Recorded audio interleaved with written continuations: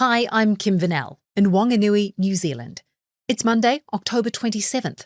Today, the US and China sketch out a framework trade deal, setting up a high-stakes meeting between Xi and Trump.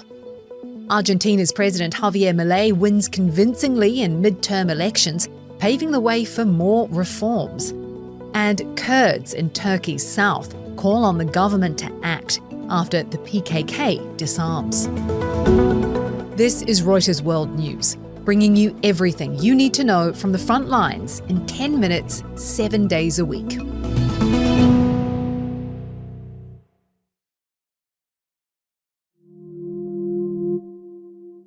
The US and China have sketched out a framework trade deal, which will go to Presidents Donald Trump and Xi Jinping for sign-off when the pair meet on Thursday. The rough deal is the result of talks on the sidelines of the ASEAN summit in Kuala Lumpur.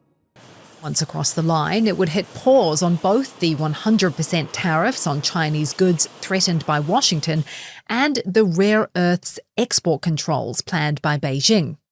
But as Reuters' Anthony Slodkovsky explains, the most significant development may be what this deal means for the leaders themselves. The main takeaway from the talks in Malaysia is the vibes, I would say. It's the fact that, even very shortly before the Trump administration officials traveled to the ASEAN summit, they were really playing down any potential deliverables from this week. But what we can see from both on the Chinese and the American side is that indeed there is some kind of preliminary consensus that has been reached, and that indeed both presidents are actually really going to meet. I would take that as the number one positive and the number one sort of takeaway, because not that long ago that was not really necessarily 100% assured. Reuters White House reporter Trevor Honeycutt, who is travelling with President Trump on his Asia trip, says a lot is riding on the Xi-Trump meeting Thursday, but it's unlikely everything will be hashed out by then. I think one of the most important things about what we're going to see on Thursday is it's going to be the first opportunity for the Chinese to speak in their own words about what exactly it is that they're agreeing to with President Trump. I mean, we've heard exhaustive kind of readouts of these negotiations from the U.S. side, from the president's aides, Jamieson Greer and Scott Bessent, from the president himself. But we really haven't heard President Xi, who is the ultimate decision maker in the Chinese system, talk about exactly what it is that he wants to do in terms of these rare earth magnet exports, in terms of the overall tit-for-tat trade war between the two countries. And so this is going to be really an opportunity to see if these two sides actually have agreed on what the U.S. side says they've agreed on. But again, it doesn't solve any of the deeper kind of problems in the U.S.-China relationship. It doesn't take us back to the tariff levels we had before President Trump took office in January. So there's still a lot of questions about how this is going to work. Over on markets, investors aren't asking many questions. The mere prospect of a US-China trade deal, even one that looks more like a truce extension, is sending stocks to record highs. Copper, which is seen as a bellwether for global growth, is surging, and so is oil. Soybean futures also got a lift after Treasury Secretary Bessent said he anticipates Beijing will revive substantial purchases of US soybeans for several years. Even with a possible rare earths deal in the pipeline with China, President Trump is still hedging his bets, signing a flurry of deals with other Southeast Asian partners. My message to the nations of Southeast Asia is that the United States is with you 100%. Trump inked deals with Cambodia, Thailand and Malaysia, the latter two boosting cooperation on critical minerals. Malaysia is home to the largest rare earths processing facility outside of China, making it a key player in the global supply chain. Malaysia has pledged not to ban or restrict exports of critical minerals to the US, but it's unclear that that promise covers raw or processed materials. After leaving Kuala Lumpur, Trump landed in Tokyo, where he met with Japan's emperor. Later, he'll meet with Japan's new Prime Minister, Sanai Takaichi, before that meeting with Xi Jinping in South Korea on Thursday. To Russia, where a new nuclear-powered missile has been tested. Рассмотрим текущую обстановку. President Vladimir Putin saying the Burevestnik cruise missile can pierce any defence shield and that Moscow will move toward deploying the weapon. Moscow Bureau Chief Guy Falkenbridge has more.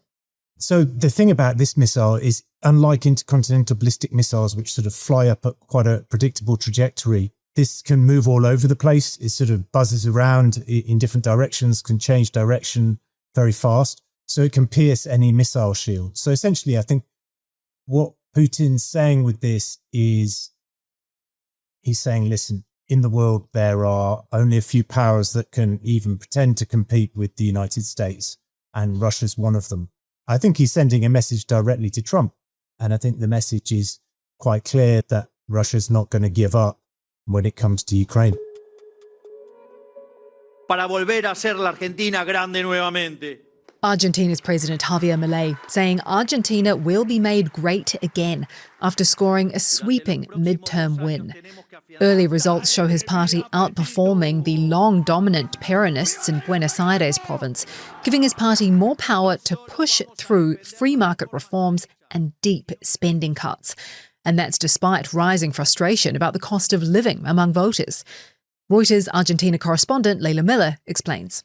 The analysts that I've talked to think that Argentines were largely, very worried about the government going into an economic crisis. And they saw a president who really needed their help. And that fear of facing a horrible economic situation is what propelled many people to vote for him.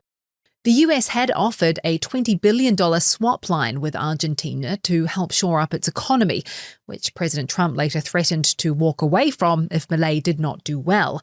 Leila says analysts think that likely encouraged support for Milei, who will now have fresh momentum. It means that in Congress, Milei will have the power with his congressmen and with his allies to block attempts by the opposition to override his vetoes, which is something they had been doing over the last few months. Milei had tried to veto laws that he said put Argentina's budget in jeopardy. They were laws that would have increased funding for vulnerable populations in Argentina. And he was overruled, which was also a scary sign for investors. And it seems like now he's going to be able to stop that from happening. At least 4 people have died in protests in Cameroon, where people are angry over what they say are rigged elections favouring Paul Biya, the world's oldest serving ruler. Hundreds protested in the streets in support of opposition candidate Issa Tiktroma. Partial results reported by local media show 92-year-old Biya, who has been in power since 1982, on course to win. The government rejects accusations of irregularities and is urging people to wait for the full result. Kurds in Turkey's south are digesting news that the outlawed PKK, or Kurdistan Workers' Party, is laying down their arms and withdrawing from Turkey as part of an agreement with the government in Ankara. Diyarbakir resident Omer Levant says it's time for all people in Turkey to be treated the same. Hasan Sheker is calling on the government in Ankara to take the next steps with prisoner releases, a general amnesty, and full recognition of Kurdish identity and language. The PKK, which is considered a terrorist organisation by Turkey, the EU and the US, has fought the Turkish state since 1984, a conflict that's claimed more than 40,000 lives.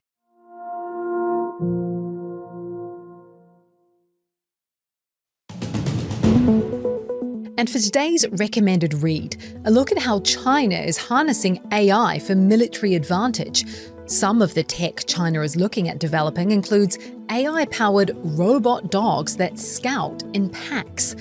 And for our recommended listen, this weekend's On Assignment podcast heads to Syria to uncover how a mechanic's curiosity led to the discovery of a secret program to relocate a mass grave under the Assad regime. We've put a link to both of those in the description of today's show. For more on any of the stories from today, check out Reuters.com or the Reuters app. Don't forget to follow us on your favourite podcast player. If you're listening on a smart speaker, just ask for the latest news from Reuters 7 days a week. We'll be back tomorrow with our daily headline show.